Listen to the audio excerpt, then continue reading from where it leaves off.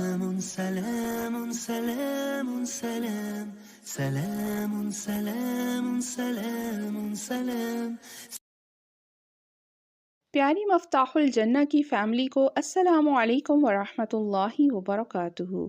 امید ہے کہ آپ سب صحت اور ایمان کے ساتھ رمضان کی برکتوں کو سمیٹ رہے ہوں گے انشاءاللہ تعالی۔ آج ہم آپ کو اپنی ٹائم مشین میں بٹھا کر ایسے زمانے میں لے کر جائیں گے جہاں جا کر ہمارے کیلنڈرز، ہماری تاریخیں اور ہمارے سال جیسے الفاظ کوئی معنی نہیں رکھتے۔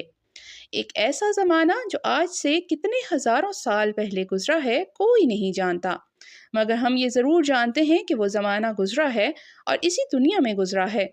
ایسا دور جہاں ہمارے فزکس کے قوانین کام کرنا چھوڑ دیتے ہیں اور بائیولوجی بالکل بدل جاتی ہے۔ ہمارے اس سفر میں آج کی کہانی کا نام ہے تم میرے لیے کھجوریں لائے اور ان میں سے بیج نہیں نکالا۔ حضرت عمر بن خطاب کی توجہ اس طرف ہوئی کہ ابو بکر صدیق رضی اللہ تعالی عنہ فجر کی نماز کے بعد مدینہ کے مضافات میں جاتے ہیں، ایک چھوٹے سے گھر میں گھنٹوں گزارتے ہیں اور پھر اپنے گھر چلے جاتے ہیں۔ عمر رضی اللہ تعالیٰ عنہ کو وہ سب کچھ معلوم تھا جو ابو بکر رضی اللہ تعالیٰ عنہ کر رہے تھے، سوائے اس گھر کے راز کے۔ کئی دن گزر گئے اور اہل ایمان کے خلیفہ ابھی تک اس گھر میں تشریف لے جاتے رہے۔ حضرت عمر رضی اللہ تعالیٰ عنہ کو ابھی تک معلوم نہیں تھا کہ ابو بکر صدیق رضی اللہ تعالیٰ عنہ اندر کیا کرتے ہیں، لہٰذا عمر رضی اللہ تعالیٰ عنہ نے فیصلہ کیا کہ ایک دن ابو بکر رضی اللہ تعالیٰ عنہ کے جانے کے بعد گھر میں داخل ہوں تاکہ اپنی آنکھوں سے دیکھ سکیں کہ اندر کیا ہے اور جان لیں کہ ابو بکر فجر کی نماز کے بعد کیا کرتے ہیں۔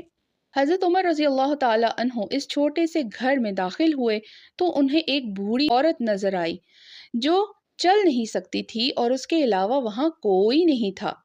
وہ بوڑھی عورت اندھی بھی تھی۔ عمر رضی اللہ تعالیٰ عنہ نے جو دیکھا وہ اس پر حیران رہ گئے۔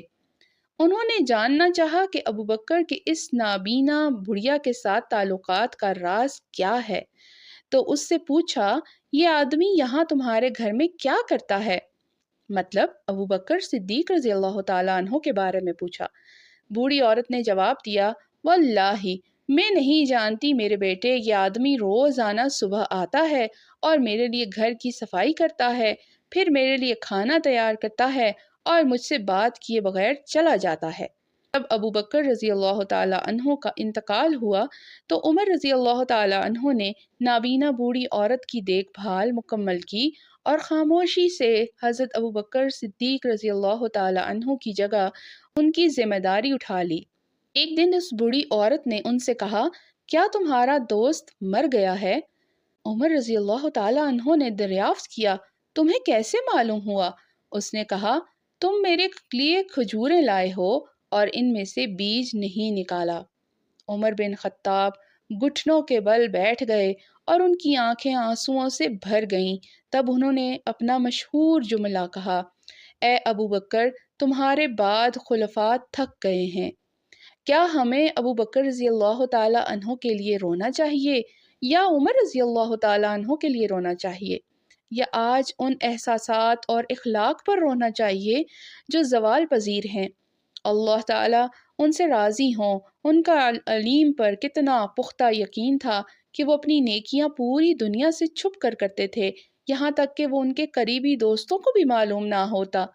اگر بوڑھی عورت کو اندازہ نہ ہوتا تو عمر اسے کبھی ابو بکر رضی اللہ تعالیٰ عنہ کی موت کے بارے میں نہ بتاتے، کیونکہ ان کی کوشش صرف اللہ العلیم کو خوش کرنے کی تھی۔ جی تو پیارے ساتھیوں، امید ہے کہ آج کی کہانی آپ کو بہت اچھی لگی ہوگی۔ اگلی کہانی تک کے لیے اللہ حافظ۔ السلام علیکم ورحمۃ اللہ وبرکاتہ۔